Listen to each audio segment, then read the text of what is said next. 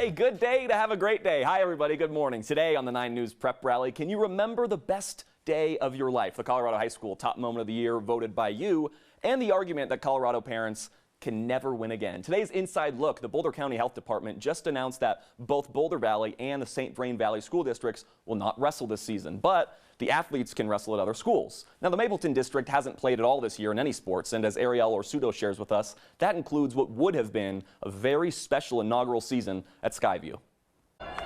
A second season is about to tip off around the state, but Mapleton Public Schools decided to punt yet again. We look at the metrics now. The metrics now are very similar to what they were in August. Season B would have been the first official year for girls wrestling as a sanctioned sport. Skyview senior Paula Cero said this means more to them than just pins and losses. A lot of our students, they aren't raised in the best situation. So for us, like being able to participate in sports, it's our getaway. Ceros is now taking her talents to nearby Riverdale Ridge, which in and of itself, she said, is a hardship for many Skyview students. A lot of us can't afford being able to pay that money. Transportation, fees, and potential COVID exposure, all things they have to consider when playing for nearby schools. I understand how athletics plays a vital role, and I understand that feeling of camaraderie.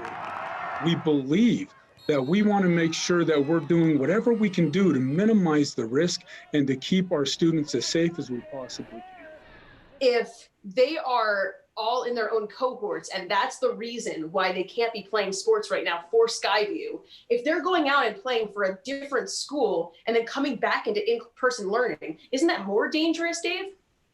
If we were competing as one group, we would have 12 to 15 individuals. That would be 12 to 15 individuals that could possibly be infected, that could then go back and possibly infect the other 7 schools. Cero said it's worth that risk to be a part of something special. To be able to wrestle for my high school as an official sport, it would have been like, it's kind of like making history, you know, and I would have loved to participate in that for my school. Ariel Orsuto, 9 News.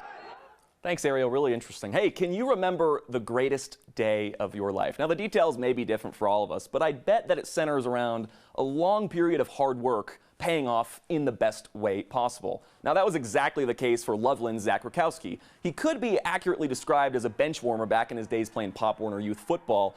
But last month, after years of hard work, Zach scored 3 touchdowns, grabbed 2 interceptions to win a state championship for Loveland at CSU Pueblo. He then received his first offer to play at CSU Pueblo a few minutes after the game, and this week he made it officially official and committed. The 4A Player of the Year is staying in Colorado thanks to a perfect day that took years of hard work to create. Congrats, Zach. Hey, to officially put a bow on 2020, we had a vote for the honor roll top moment of last year, and your winner is the Lyman Badgers state title three-peat. 2018, 19, and 20 were good to the Badgers. Last month, their shutout win over Strasburg clinched their three-peat as they've beaten Strasburg in the state titles for now 3 years straight. The Lyman Badgers, good to be a Badger today. All right, parents. Listen up, because this one's going to sting. CHSAA has added the popular video games FIFA and Madden to be recognized esports in 2021, which is bad news, or excuse me, in 2021, which is bad news bears for you, because next time you go to your kids and say, hey, get off those video games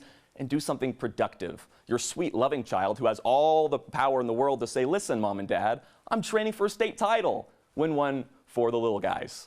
And to close out the show on our Sunday today, we'll go back in time. That's Englewood football coach Mike Campbell. He tweeted this awesome throwback shot of the 1946 Englewood football team. That's fantastic. I tell you what, I've got a new favorite player too. Number 26 found his way front and center, leather helmet off to show off the flow, and that smile just screams, look at me, I am the big man on campus. Gotta love that. Hey, go Pirates. And for all you guys, got any cool photos of your teams back in the good old days? We'd love to see them. Email us at sports@9news.com or catch me on Twitter at ScottyP6. It's a Sunday fun day. We'll see you next week on the 9 News Prep Rally.